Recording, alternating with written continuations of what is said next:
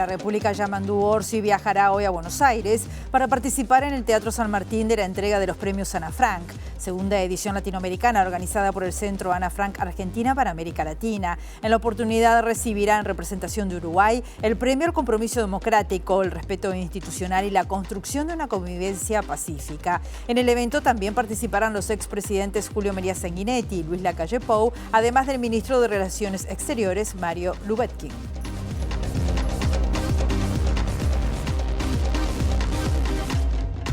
¿Qué tal? ¿Cómo están? Bienvenidas, bienvenidos a MBD Noticias. Comenzamos con la información con 11 grados tan solo a esta hora aquí en la capital, en Montevideo. Una jornada que va a seguir con el cielo nuboso, con periodos de cubierto, neblinas, bancos de niebla, vientos soplando del sureste y sur entre 10 a 20 kilómetros por hora, periodos de variable, dice Inumet, que anuncia la temperatura máxima en 14 grados. Estamos viendo las cámaras del Centro de Gestión de Movilidad. En Colonia, entre Ejido y Barrio Zamorín hay una grúa trabajando, tengan en cuenta, hasta las 18:30 horas. En Carlos Quijano, entre Maldonado y Durazno, también otra grúa hasta las 18 horas. Y en Rincón, entre 33 y Misiones, hay obras de saneamiento hasta las 17 horas.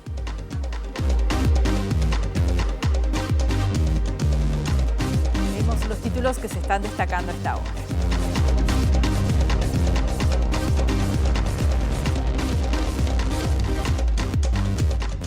Al cumplir los primeros 100 días de gestión, el gobierno de Yamandu Orsi difundió ayer las principales acciones tomadas en las distintas áreas del Estado durante ese periodo. El nuevo presidente del Instituto Nacional de Colonización será Alejandro Henry Rodríguez, un productor agropecuario de La Valleja, ex representante del sector productivo en el Instituto Nacional de Investigación Agropecuaria. La novedad la confirmó el diputado Sebastián Valdomir del Frente Amplio, presidente de la Cámara de Representantes. El senador Aníbal Pereira del Frente Amplio dijo que su colega Sebastián da Silva del Partido Nacional debe dar un paso al costado de la presidencia de la Comisión de Ganadería del Senado por un claro conflicto de intereses que quedó al descubierto con la compra de la estancia María Dolores por parte del Instituto Nacional de Colonización. El Ministerio de Trabajo sigue en la búsqueda de una solución a la situación de los trabajadores de la cadena de panaderías La Vienesa, cuyo propietario anunció que cerrarán las sucursales de Buceo, Pocitos, Ejido, Cordón y Cofas, mientras que se mantendrían abiertas Brito del Pino, Parque Rodó y la Casa Central. 112.000 niños de jardines de infantes y escuelas de los quintiles 1 y 2 recibirán un bono escolar en julio y a partir de febrero de 2026 se entregará a todos los escolares de la educación pública. La situación de Miguel Uribe Turbay, candidato de la derecha colombiana a las próximas elecciones, sigue siendo muy grave según el último parte médico. El senador Uribe Turbay fue atacado a balazos este sábado durante un acto político en Bogotá.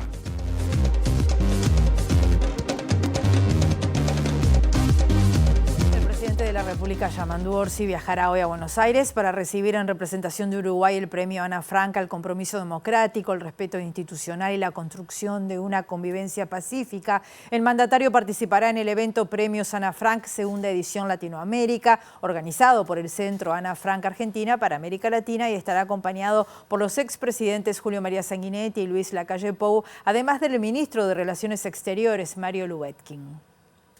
La entrega de los premios Ana Frank se realizará en el céntrico Teatro San Martín con la conducción de los periodistas Rolando Graña y Mariana Contartesi, siendo la segunda edición del reconocimiento en América Latina, con el que se busca distinguir la labor a favor de la convivencia en la diversidad, la cultura de paz, la inclusión y la generación de conciencia contra la violencia y discriminación. Entre los premiados, además del presidente Orsi y los exmandatarios Sanguinetti y Lacalle Pou, se destacan el jefe de gobierno de Buenos Aires, Jorge Macri, el músico León Gieco y la jueza federal María Servini. Otro momento distintivo será el homenaje especial a Mujeres Activan por la Paz, integrado por israelíes y palestinas que luchan juntas por la paz en Medio Oriente. En este contexto, el diario Página 12 informó que 3 de sus integrantes visitarán Argentina y Uruguay del 5 al 13 de agosto, invitadas por el Centro Ana Fran Argentina, organismo que, según se anuncia, tiene en marcha varios proyectos en Uruguay sobre la memoria y el legado de Frank. Se trata de Jan Tanus, cristiana árabe, Ángela Sharf, israelí judía, y Ren al-Jajareh, árabe-palestina musulmana, quienes brindarán conferencias públicas y participarán de encuentros interreligiosos, diálogos con jóvenes y actividades oficiales.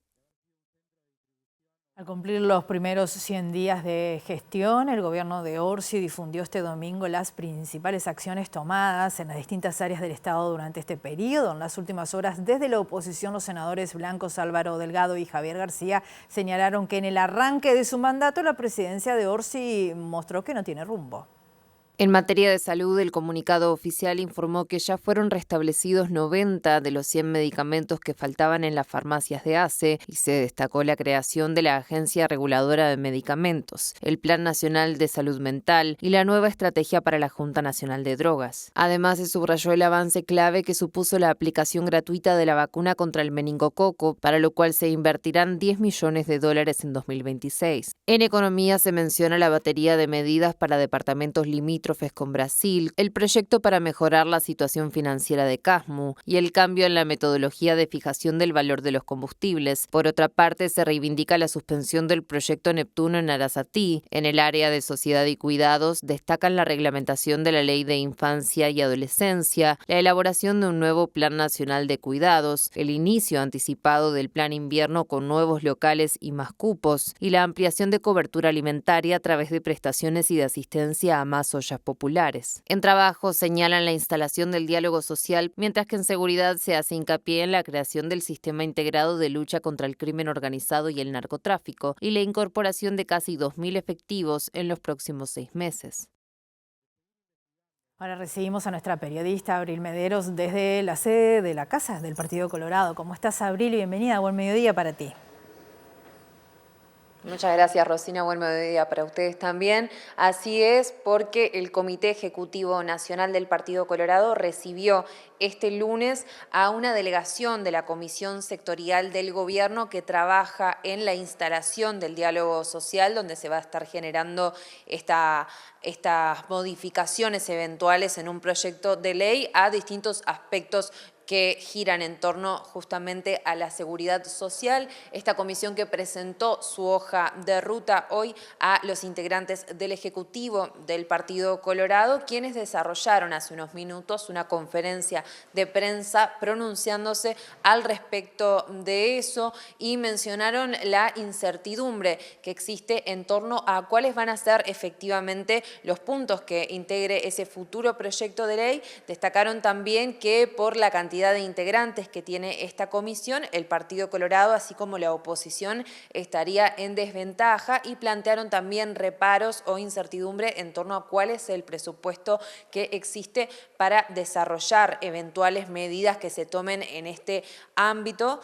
En otros temas también plantearon desde el Partido Colorado la intención de reformar el calendario electoral, hicieron alusión a la última reforma constitucional del año 97, en la cual se separaron las elecciones nacionales de las departamentales, entre otras modificaciones. Lo que plantean los legisladores del Partido Colorado es que el periodo electoral se hace demasiado amplio y proponen la conformación de un ámbito multipartidario en el cual empezar a discutir determinadas propuestas que puedan unirse y convertirse en un proyecto de modificación de justamente de la lógica electoral. Por otra parte, se refirieron a los primeros 100 días que está cumpliendo el gobierno encabezado por Yamandu Orsi. Hemos notado una situación de falta de propuesta, un gobierno que no tiene rumbo en diversos temas, en donde lo primero es dejar sin efecto muchas de las cosas resueltas por el gobierno anterior, pero sin una meta clara, sin un objetivo determinado. Y yo les voy a poner algunos ejemplos. Hay un grave retroceso en la derogación de la normativa vinculada a la habilitación de las universidades. porque eso adecuó el país a lo que en el mundo pasa. Sin embargo, el gobierno derogó lo que se había establecido por el gobierno anterior, vinculado a las universidades, y no sabemos por dónde se va a ir. Se retrocedió 11 años. Lo mismo con la Biblioteca Nacional. Después de 200 años se cierra la biblioteca sin informes técnicos, sin un plan de apertura. Lo mismo sucede en otras áreas, en donde se suspenden proyectos necesarios para el país, como los que tienen que ver con el agua, sin una visión clara. O se hacen anuncios grandilocuentes conformando comisiones. Entonces, nosotros creemos que este gobierno, en sus primeros 100 años, no tiene un rumbo claro, ha tomado decisiones que hemos cuestionado a través de distintos representantes, como el caso de colonización, y ha generado situaciones de escándalo ellos mismos, el propio gobierno. En el caso del Ministerio de Vivienda, en el caso de la vicepresidencia del Puerto de Montevideo, en el caso de la presidencia de colonización, en donde además hay una cosa que es un agravante. ¿Saben cuál es? Cómo el gobierno resuelve los problemas que el mismo gobierno genera. Los resuelve mal.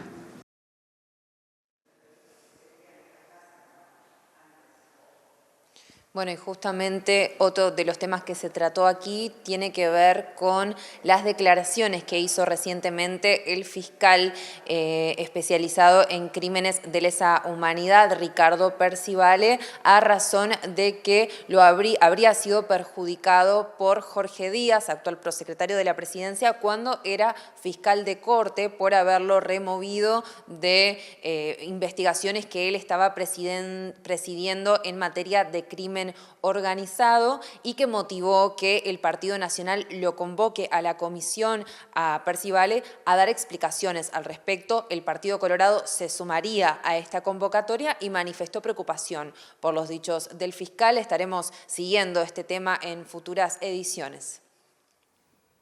Muchas gracias, Abril. Otros temas. La diputada oficialista Julieta Sierra del Movimiento de Participación Popular dijo que su sector evaluó positivamente los 100 primeros días del gobierno, rechazó cuestionamientos de la oposición sobre la supuesta falta de rumbo y aseguró que además de empezar a implementar lo prometido en campaña, el gobierno tuvo que dedicarse a apagar incendios. Creemos que hay un rumbo trazado muy claro, donde celebramos estos 100 días con medidas muy concretas. La que se conoce de forma más reciente es el bono para los estudiantes de escuelas públicas, que se va a estar implementando inicialmente para 112.000 estudiantes, ahora al volver de las vacaciones de julio, y bueno, después que tengamos todo el proceso presupuestal para la totalidad de los alumnos. Ese fue uno de los compromisos centrales de la campaña electoral, y que ataca justamente a uno de los principales problemas que tiene este país, que es la pobreza infantil, que está en un 32%. No, falta de propuestas concretas. Se presentaron 63 medidas muy claras en todos los temas, y además de eso, apagando incendios constantemente. En el Parlamento resolvimos lo de CASMU, resolvimos lo de la caja de profesionales, después a nivel ejecutivo está todo el tema del ferrocarril, la deuda en ACE, eso, apagar incendios. Y después además propuestas muy concretas como el bono que sea hoy de primaria, como las vacunas gratuitas para niños que salen 15.000 pesos y la van a poder tener gratis, los niños hasta 2 años. Entonces hay una cuestión ahí, la compra de tierras nuevamente de colonización. En cada ministerio te puedo nombrar algo nuevo, te puedo nombrar de industria también, en la situación en la que se está regularizando los créditos que se encontraron de ANCAP y la nueva metodología de precios para tener un mercado más estable.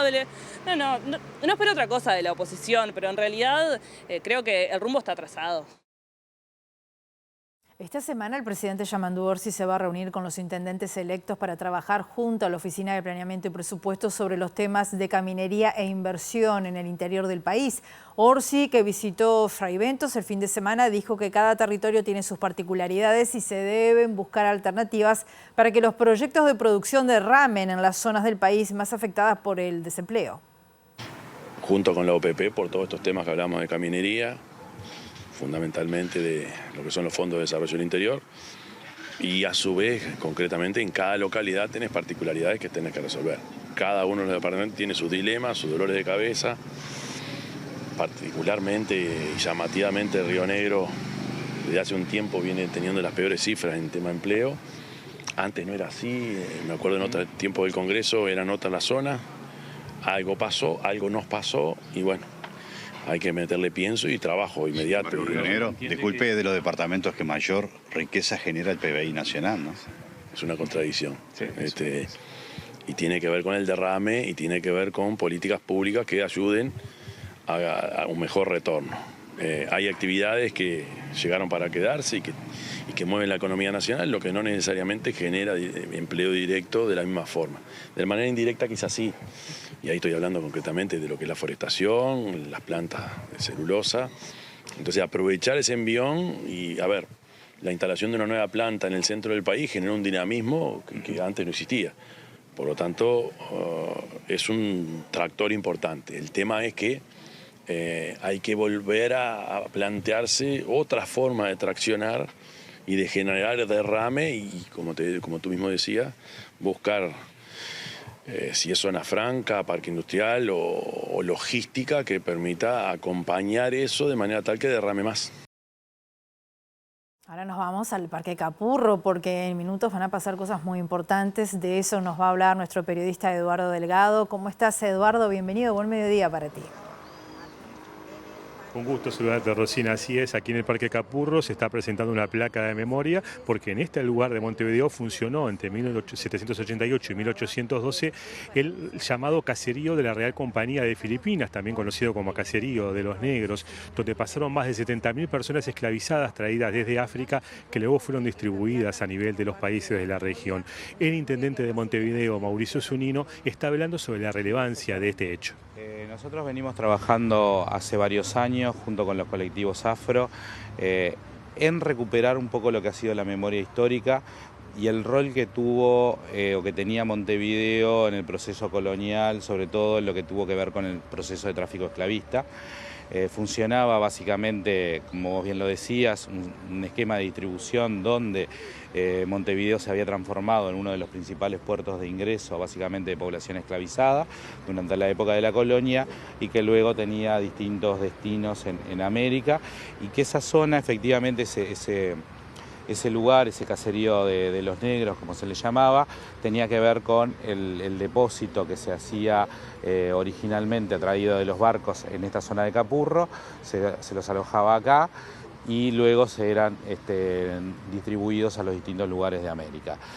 Nosotros hemos querido trabajar sobre lo que es la reconstrucción de la memoria, incluso aparecieron restos que están estudiándose en conjunto con técnicos de la Intendencia, antropólogos de la Intendencia, con antropólogos de la Universidad de la República, que muestran y dan pauta de lo que era básicamente cómo funcionaba este sistema.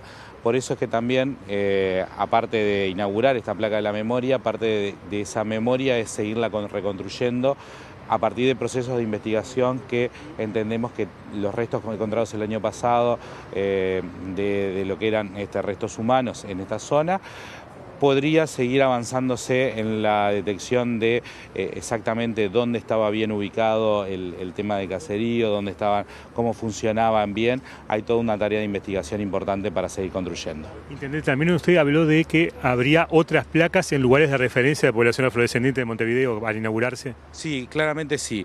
Entendimos que esta tenía una importancia particular por la importancia que hemos venido trabajando y cómo hemos venido desarrollando también la importancia que tiene para los colectivos, pero efectivamente hay una serie de lugares que resultan emblemáticos para la colectividad afro en Uruguay y que nos parece que son sitios de memoria importante para seguir construyendo. Intendente, lo saco de este tema, le quiero preguntar a propósito de la transición, ¿cómo se está desarrollando, ya que quedan pocos días justamente para la asunción del próximo intendente?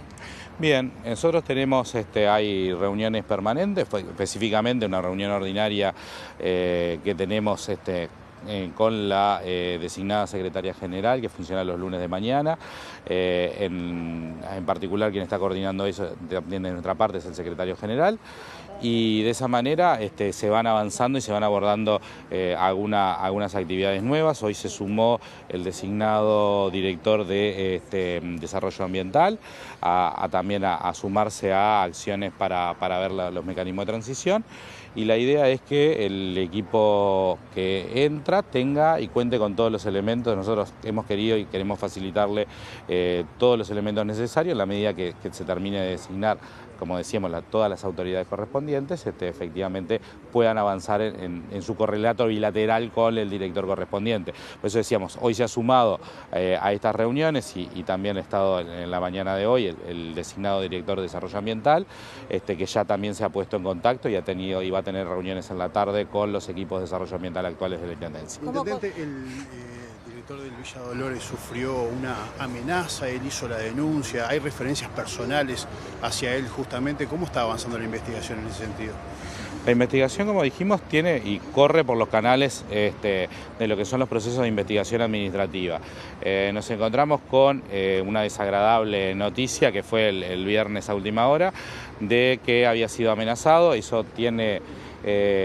básicamente se hizo una denuncia policial sobre el hecho y en definitiva esto no va a frenar lo que son las investigaciones administrativas que venimos desarrollándolas y que van a continuar procesando lo que tiene que ver con el marco de Villa Dolores y encontrar todas posibles irregularidades que se puedan encontrar. ¿Habló con el jerarca a propósito de esto? Mandamos la solidaridad al respecto y me parece que ninguno de estos procedimientos que se están llevando adelante amerita tener amenazas del tipo que se le realizaron al director de Villa Dolores. ¿Cómo está el tema de la libreta por puntos? Sabemos que el Congreso espera una devolución por parte de los intendentes. ¿Ya hizo la devolución de la Intendencia de Montevideo en ese sentido?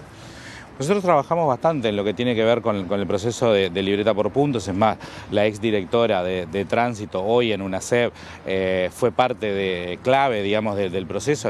Hablamos de Fernanda Artagabeitia, que cumplió un rol muy importante en el desarrollo de la propuesta. Quedan algunos elementos que a nosotros nos parece que todavía faltarían algunas cuestiones sobre el tema marco de control y cómo se lleva adelante un control medianamente unificado para que todos tengamos los mismos criterios a nivel nacional, pero después compartimos totalmente el espíritu de lo que tiene que ver con la libreta por punto y con las generalidades de cómo se estaría implementando. Hay algunos mecanismos operativos sobre la dinámica de control que me parece que todavía nos queda avanzar un poquito para poder implementarla. Al menos de nuestra parte compartimos bastante lo que tiene que ver con ese proyecto, con algunas cositas que podemos ir ajustando. Bien, estamos viendo al intendente Mauricio Zunino desde el Parque Capurro en este evento tan importante de inauguración de las placas en el sitio de la memoria caserío de los negros y bueno, que ha derivado en otros temas porque obviamente los colegas se plantearon allí preguntas de la realidad nacional, además de este evento que hemos compartido con ustedes y vamos a desarrollar en nuestra edición central. Vamos a volver al ámbito político porque en medio del balance del que hablábamos sobre los primeros días del gobierno, el vicepresidente de ACE, Daniel Olesker, detalló algunos de los inconvenientes que encontraron en el organismo, como por ejemplo la deuda acumulada que compromete el presupuesto de este año. El jerarca anunció que se va a exigir un refuerzo en la rendición de cuentas. Unos 280 millones de dólares, de los cuales una parte son créditos, son gastos del 2024 sin crédito fiscal, o sea, que eso es lo que en la rendición de cuentas va como artículo para darle a ACE ese dinero para esa parte cubrirla, y otras son gastos excedentarios que se fueron haciendo sin pagar, digamos, ¿no? Entonces el volumen, nos encontramos con un volumen importante de deuda. Por suerte, el presupuesto de ACE es muy importante. En 15 años el Frente lo llevó de 170 a 1.500 millones de dólares y por lo tanto esta deuda cae en un presupuesto que tiene espaldas. Tiene espaldas para por lo menos bancar. Esto es lo primero que encontramos. Lo segundo que encontramos fue lo que dije recién, un gran desarme del primer nivel de atención. Policlínicas cerradas, policlínicas que no funcionaban, recursos humanos que se los trasladaba para el segundo y tercer nivel. Y lo tercero que nos encontramos fue un incremento muy importante de la tercerización de servicios, es decir, el dejar de hacer cosas que los recursos de ACE hacían y podían hacer y contratarlos a un tercero. El nuevo presidente del Instituto Nacional de Colonización será Alejandro Henry Rodríguez. Es un productor agropecuario de La Valleja, ex representante del sector productivo en el Instituto Nacional de Investigación Agropecuaria. El diputado Sebastián Valdomir, del Frente Amplio, presidente de la Cámara de Representantes, confirmó esta novedad y dijo que la disputa interna en el Partido Nacional por la elección del presidente de su directorio genera que estén ahora midiendo quién critica más al gobierno, lo que no es propio, dijo, de una oposición responsable. Está el nombre, es también alguien que viene del palo del sector agropecuario, con perspectiva también de producción en materia de colonización, con experiencia en lechería también, entonces que para nosotros es un eje importante de trabajo, sobre todo para seguir adquiriendo tierra y entregando tierras a los que piden y que se anotan en el Instituto Nacional de Colonización. Lo que haga la oposición, que está en una situación bastante peculiar, ¿no? Porque entendamos que el Partido Nacional está eligiendo sus autoridades. Hasta fines de junio van a estar midiéndose a ver quién le pega más al gobierno, quién le pega más al Frente Amplio, como parte de una disputa interna que bueno, es entendible. La situación esa que se muestra hacia afuera me parece que de alguna manera desdibuja un poco el rol de una oposición responsable. Espera que esta semana vuelva a la Cámara de Diputados el proyecto de la Caja de Profesionales tras ser tratado en el Senado y dijo además que tienen fe en generar un acuerdo más amplio ante la situación incierta de la Caja desde julio. Valdomir agregó que prevé una discusión importante entre las bancadas sobre la situación del país en lo macroeconómico, que incluye un déficit fiscal alto, el agravamiento de la pobreza, el aumento de la deuda y la necesidad de un incremento de presupuestos en algunas áreas como hace el Ministerio de Transporte y para medicamentos de alto costo. 112.000 niños y niñas de jardines de infantes y escuelas de los quintiles 1 y 2 van a recibir un bono escolar en julio y a partir de febrero del 2026 todos los escolares de la educación pública. Las familias podrán consultar si le corresponde este bono en la app Gurí Familia y en las páginas de primaria y del Codicen. El bono, que es un compromiso de campaña del presidente, la ANEP lo está trabajando presupuestalmente para poder ejecutarlo para todos los escolares en febrero del año próximo. Este año estamos con presupuesto del gobierno anterior.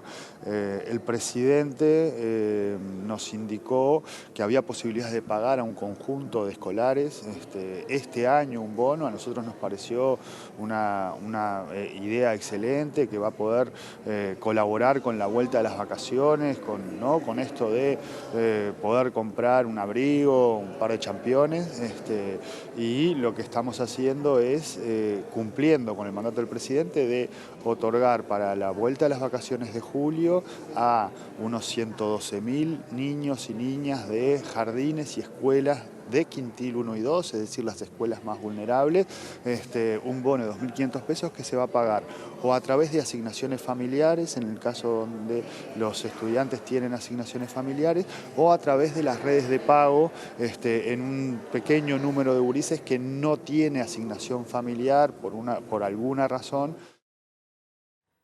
Se conformó un ámbito de estudio interinstitucional para evaluar el proyecto que busca instalar una planta de hidrógeno verde en Paysandú a cargo de la empresa HIG Global. Esta instancia se concreta luego de que el presidente asegurara que el gobierno uruguayo va a escuchar los reparos manifestados por las autoridades argentinas. Acá el presidente ha sido muy claro en el sentido de que tenemos en el país hoy algunos proyectos que son de una importancia fundamental para hoy y para el futuro. El presidente ha pedido un abordaje transversal. Esto no lo puede definir solamente un ministerio, son distintas áreas que tienen que aportar su conocimiento, su competencia para asegurar una evaluación que dé certezas para hoy y para el futuro de que realmente esos proyectos, si se consolidan, funcionen de acuerdo a los objetivos que nos hemos planteado como sociedad. Así que bueno, hay un equipo conformado por el presidente, seguramente habrá resultados y anuncios concretos en poco tiempo. ¿Qué es lo que estudia concretamente ese equipo? El rol del Ministerio de Ambiente, que es lo que me corresponde en todo caso transmitir, es todo el componente ambiental, desde la ubicación, los posibles impactos que puede generar, el entorno. Bueno, sobre eso es el aporte que está haciendo nuestro equipo en ese espacio transversal que convocó el presidente. ¿Esto significa que no está del todo confirmado que se vaya a instalar esta planta de hidrógeno verde, esta evaluación? hay un equipo trabajando que en el momento que tenga una definición en este como en otros temas se va a anunciar correctamente, pero la certeza de que el presidente ha pedido una evaluación en profundidad de distintas áreas de gobierno. Bloque de MBD Noticias, continuamos con la información con 11 grados a esta hora aquí en la capital, en Montevideo. Para el sociólogo uruguayo radicado en Francia, Denis Merklen, la democracia está en crisis y el avance de la ultraderecha no es algo casual. Si bien Uruguay preserva cierta sanidad en el debate, a diferencia de otros países de la región, para el director del Instituto de Altos Estudios de América Latina, hay síntomas de distanciamiento entre la población y la política que generan cierta preocupación y además la izquierda, dijo, ha perdido la capacidad de socializar a la población que la derecha ha ganado. Estamos muy preocupados, no es el caso del Uruguay, pero incluso desde el Uruguay estamos muy preocupados por la evolución de la democracia, ¿no? Ya dejan de ser avatares casuales. El enorme progreso de la ultraderecha en Europa, del agotamiento de propuestas políticas que allí fueron estructurantes, Bolsonaro en Brasil, Milei en Argentina, los distintos evoluciones de algunos regímenes políticos que llenaron de esperanza el comienzo del siglo y que terminan mal. La democracia está en una crisis muy importante, ¿no? Y las masas, los pueblos, la gente que va quedando al borde del camino porque la democracia no logra cumplir con sus promesas sociales, están ahí al acecho. Según Merklen, la política parece no tener las herramientas para responder a las evoluciones sociales de fondo, aunque reconoce que Uruguay ha preservado ciertos rituales y debates sanos. Pero al mismo tiempo, la sociedad mira y se produce cierto alejamiento. Hay un síntoma que nos preocupa a nosotros mucho y es uno de los objetos de la colección, y es cierta distancia que se va produciendo en todas partes entre la universidad y la ciudadanía. Indudablemente, la ultraderecha, con sus formas liberales tan potentes en América y en Europa más conservadoras, está ocupando un espacio muy grande y eso es muy preocupante. Y la izquierda y los progresismos de distinto orden han perdido capacidad de socializar políticamente a la población. El senador del Movimiento de Participación Popular, Aníbal Pereira, dijo que su colega del Partido Nacional, Sebastián da Silva, debe dar un paso al costado de la presidencia de la Comisión de Ganadería del Senado por un claro conflicto de intereses que quedó al descubierto, dijo, con la compra de la estancia María Dolores por parte del Instituto Nacional de Colonización. Pereira señaló que como directivo de la Asociación Uruguaya de Inmobiliarias Rurales, da Silva intervino en el tema en defensa de la intermediación no cobrada por un socio de la corporación empresarial. Hay algunos que históricamente han ido por la vía de destruir colonización. ¿Cómo? Dejándola sin recursos, como pasó en los 5 años pasados, o tratando de ridiculizar, que fue lo que quiso hacer el senador da Silva en este debate, la intervención de colonización en la compra de la tierra, claramente jugando con intereses inmobiliarios, porque da Silva no es un outsider, es el presidente de la Comisión Fiscal de la Cámara Inmobiliaria de Inmuebles Rurales y a su vez el presidente de la Comisión de Ganadería y Agricultura del Senado. Va a tener que elegir, porque hay incompatibilidad, sobre todo cuando él se mete en este debate. Da Silva lo que le dolió y lo que le duele como presidente de la Comisión Fiscal, pero no lo dice, porque lo que dice es, pero es un cargo honorífico, no en broma para nada. Me dijeron, bueno, poneme ahí, presidente de la Comisión Fiscal. No, pero estás en la directiva, muchacho. Y una directiva de una Cámara que con todo, yo no hablo de malas intenciones, tiene que defender los intereses de la Cámara, está perfecto. ¿Y qué están defendiendo? Y cobrar el palo y medio de la venta de esa compra. Está bien, pero dilo así. No fue su estudio el que interviene. Claramente, no lo es, pero tiene intereses. Entonces, yo creo que sí. O algún socio de la Cámara, seguramente. Claramente, capaz que lo sabe, que lo diga. Pero entonces, yo creo que si para seguir opinando este tema, si quiere tener autoridad en su mensaje, y tiene que decir que da un paso costado, salvo que la Cámara diga, bueno, sí, da Silva no puede seguir acá. El director ejecutivo de la Agencia del Gobierno Electrónico y la Sociedad de la Información y el Conocimiento, AGESIC, Daniel Mordecki, dijo que el objetivo para este periodo de gobierno es impulsar políticas de transparencia, acceso a la información pública, rendición de cuentas, participación y también colaboración ciudadana. El jerarca habló en el marco de la tercera sesión de la mesa de diálogo que se llamó Gobierno Abierto, Democracia, Espacio Cívico y Gobernanza Digital, en el marco de la creación del sexto Plan de Acción de Gobierno Abierto.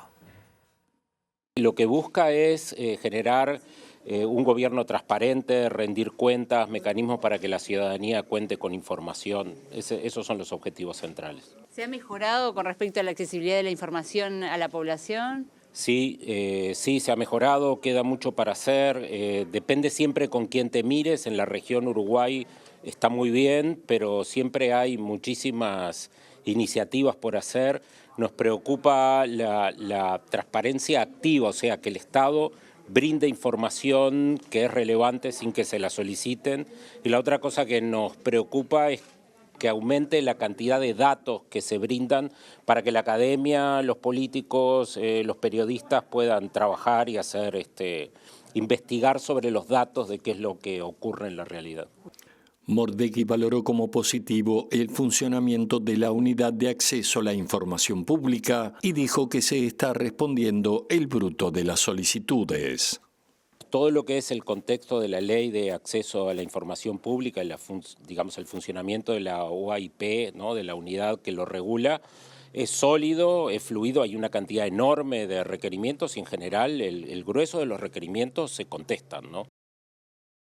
Continúan las negociaciones en el Ministerio de Trabajo en búsqueda de una solución a la situación que viven los trabajadores de la cadena de panaderías La Vienesa, cuyo propietario anunció que van a cerrar las sucursales de Buceo, Pocitos, Ejido, Cordón, Cofas, mientras que van a mantener abiertas Brito del Pino, Parque Rodó y la Casa Central. Luis Echevarría, que es el representante de la mesa coordinadora del PAN, dijo que el sindicato todavía no tiene claro el plan de pago del propietario ni las próximas acciones que va a llevar adelante. Hoy el señor Alejandro Aguerre, dueño de La Vienesa, deberá traer el plan que llevará adelante en estas 3 sucursales que quedarían abiertas. Él había quedado en pagar el mes de abril, que todavía debía, cosa que sí hizo, pero para que comience esta reestructura con 3 sucursales abiertas, debería traer el plan de cómo iba a pagar el mes de mayo, que ya estamos a 9 de junio, y cómo pagaría los aguinaldos. Además de eso, cuál sería la organización del trabajo en este nuevo esquema, cosa que lamentablemente al día de hoy todavía no lo tenemos. Nosotros entendemos que los trabajadores apostamos a que esto siga abierta y que no se pierda más fuente de trabajo, pero en este contexto que no se sabe qué es lo que se va a hacer, la verdad que es muy difícil. Puntualmente se había hablado que se iban a cerrar 5 sucursales, quedarían 3 abiertas. Lo que no sabemos todavía, y es lo que se va a discutir hoy, cuántos en realidad irían al seguro de paro, cuántos quedarían trabajando en estas 3 sucursales y cuántas desvinculaciones habrían. En principio las desvinculaciones se hablaron que serían todas aquellas que no superarían los 3 meses.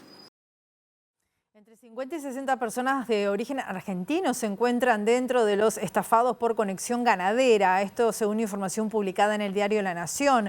El abogado Carlos Sponda, que es el patrocinante de los afectados, reveló también que entre los damnificados hay embajadores de varios países. La nota publicada este sábado 7 por el suplemento Campo de La Nación consigna que la justicia ya habilitó los primeros remates para recuperar parte de los $4.000 millones que se calcula reunieron Pablo Carrasco y Gustavo Basso, este último ya fallecido, mediante conexión ganadera. El abogado Carlos Sponda explicó que de las 500 personas que representa, entre 50 y 60 son argentinas, algunas de las cuales residen en Uruguay y otras en Argentina, y anticipó que en los próximos días la sindicatura entregará un informe con el monto del pasivo total, además de los bienes disponibles como dinero, tierras o ganado. Estamos esperando ese informe para saber dónde estamos parados, dijo el abogado, y agregó que los cálculos indican que las víctimas podrán obtener entre el 10 y el 15% de lo que pusieron. Lamentablemente, no más que eso. Por otro lado, Sponda informó que además de las acciones civiles, inició 50 denuncias penales para establecer el origen y destino de los fondos, los bienes, cuentas en el exterior y departamentos en paraísos fiscales, expresó. Sponda destacó que las inversiones de sus clientes van desde $50.000 hasta $800.000 y que además de argentinos hay damnificados franceses, españoles, estadounidenses, un empresario indio y embajadores. En este contexto se da la particularidad de que Sponda es votante del Partido Nacional y militó para la campaña de Martín Lema a la Intendencia de Montevideo, mientras defendía a las víctimas, mientras que otro abogado, en este caso Pablo Donangelo, suplente de Lema en la lista, defiende a los señalados como estafadores.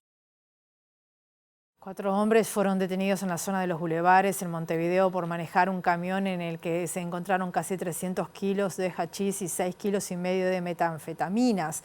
Los detalles de este operativo, que se llama Kairos, fueron ofrecidos en conferencia de prensa por parte del jefe de policía de Montevideo.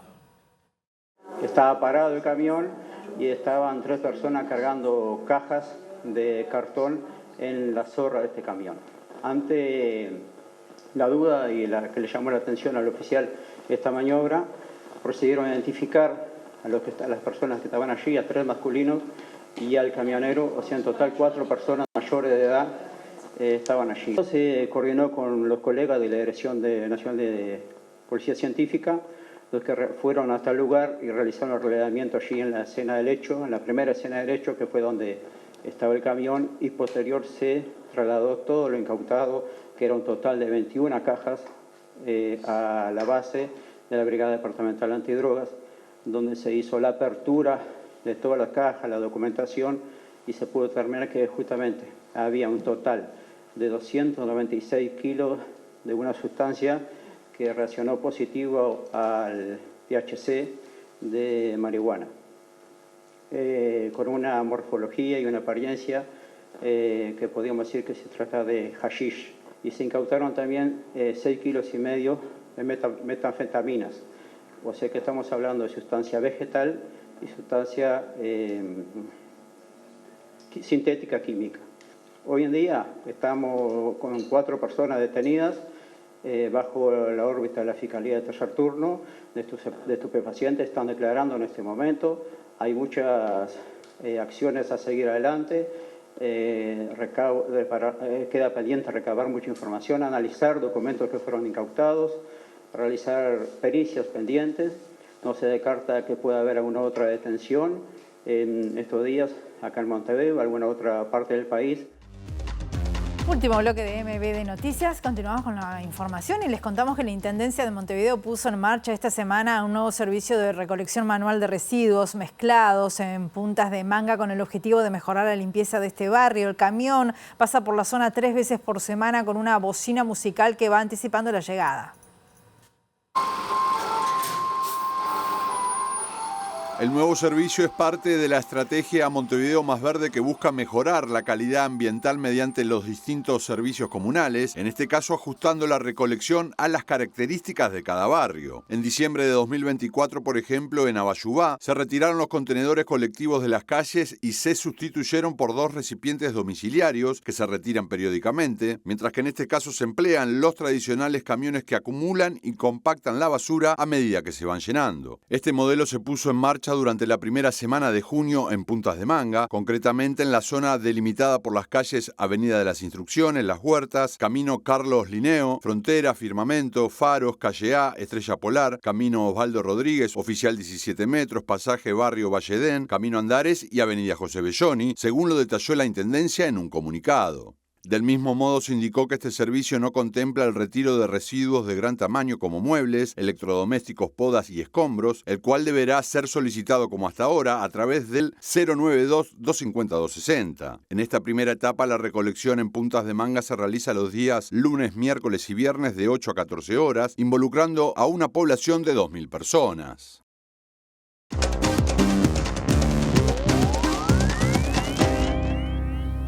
La situación de Miguel Uribe Turbay, candidato de la derecha colombiana a las próximas elecciones, sigue siendo muy grave. Según el último parte médico, el senador Uribe Turbay fue atacado a balazos el sábado durante un acto político en Bogotá. La Fundación Santa Fe de Bogotá, la institución sanitaria en la que se encuentra ingresado el político colombiano y candidato presidencial Miguel Uribe Turbay, tras sufrir un atentado el pasado sábado, emitió un comunicado en el que informa que el paciente continúa en estado crítico. Adolfo Linas Volpe, director médico de la clínica, afirmó que de acuerdo con los profesionales que lo atienden, Uribe ha tenido escasa respuesta a las intervenciones y manejos médicos realizados, mientras se insiste en que la situación reviste la máxima gravedad, por lo que su pronóstico continúa siendo de carácter reservado. A primera hora de la mañana en sus redes sociales, la esposa de Uribe Turbay pidió a la gente de todo corazón que no paren de rezar por su marido Miguel, que necesita de un milagro. El atentado generó una ola de rechazo a nivel nacional e internacional, mientras continúan las investigaciones sobre su autoría y donde hasta ahora el único detenido es un adolescente de 15 años, a quien la Fiscalía imputará los delitos de tentativa de homicidio y porte ilegal de armas. El ataque se produjo en la capital colombiana mientras Uribe, candidato por el partido derechista Centro Democrático para las próximas elecciones, participaba de un acto proselitista cuando fue atacado a disparos por el menor detenido. El presidente de Argentina, Javier Milei, cerró este domingo el Foro Económico de Madrid, defendió allí sus políticas ultraliberales, la motosierra, y dijo que gracias a ellas ahora Argentina es el país más libre del mundo. Milei salió aclamado por el público como una estrella de rock al escenario del Palacio de Vistalegre de Madrid, donde se celebró el evento de ultraliberales y de ultraconservadores. Durante la campaña nosotros dijimos que preferíamos decir una verdad incómoda antes que una mentira confortable. Es decir, nunca le hemos mentido a la gente, siempre dijimos lo que íbamos a hacer. Y en ese sentido, nuestra política siempre fue clara. Fue clara nuestra política económica, donde dijimos que le íbamos a pasar la motosierra al Estado, avanzar hacia las ideas de la libertad, hacer reformas estructurales que hagan que Argentina se convierta en el país más libre del mundo. Y todo eso en materia económica, no solo que lo estamos cumpliendo, nosotros teníamos metas muy ambiciosas que decían que era imposible.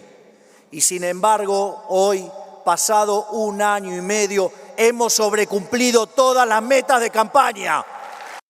Hemos dicho lo que íbamos a hacer, porque si hay algo que me ha caracterizado en toda mi vida es no solo decir lo que pienso, sino también hacer lo que digo. Y después de tantos años desde la tribuna diciendo lo que había que hacer, decidí meterme en la cancha para abrazar las ideas de la libertad y que el modelo de la libertad triunfe en todo el mundo. Más allá de cualquier cosa, sepan que contra los socialistas de mierda yo siempre voy a estar de su lado.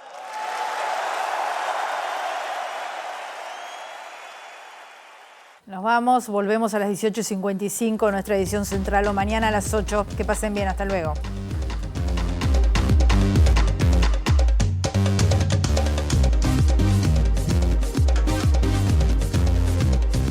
Al cumplir los primeros 100 días de gestión, el gobierno de Yamandu Orsi difundió ayer las principales acciones tomadas en las distintas áreas del Estado durante ese periodo. El nuevo presidente del Instituto Nacional de Colonización será Alejandro Henry Rodríguez, un productor agropecuario de La Valleja, ex representante del sector productivo en el Instituto Nacional de Investigación Agropecuaria. La novedad la confirmó el diputado Sebastián Valdomir del Frente Amplio, presidente de la Cámara de Representantes. El senador Aníbal Pereira del Frente Amplio dijo que su colega Sebastián da Silva del Partido Nacional debe dar un paso al costado de la presidencia de la Comisión de Ganadería del Senado por un claro conflicto de intereses que quedó al descubierto con la compra de la estancia María Dolores por parte del Instituto Nacional de Colonización. El Ministerio de Trabajo sigue en la búsqueda de una solución a la situación de los trabajadores de la cadena de panaderías La Vienesa, cuyo propietario anunció que cerrarán las sucursales de Buceo, Pocitos, Ejido, Cordón y Cofas, mientras que se mantendrían abiertas Brito del Pino, Parque Rodó y la Casa Central. 112.000 niños de jardines de infantes y escuelas de los quintiles 1 y 2 recibirán un bono escolar en julio y a partir de febrero de 2026 se entregará a todos los escolares de la educación pública. La situación de Miguel Uribe Turbay, candidato de la derecha colombiana a las próximas elecciones, sigue siendo muy grave según el último parte médico. El senador Uribe Turbay fue atacado a balazos este sábado durante un acto político en Bogotá. El presidente de la República, Yamandu Orsi, viajará hoy a Buenos Aires junto a los expresidentes Julio Sanguinetti y Luis Lacalle Pou para participar en el Teatro San Martín de la entrega de los premios Ana Frank, segunda edición Latinoamérica, organizada por el Centro Ana Frank Argentina para América Latina. En la oportunidad recibirá en representación de Uruguay el premio al compromiso democrático, el respeto institucional y la construcción de una convivencia pacífica.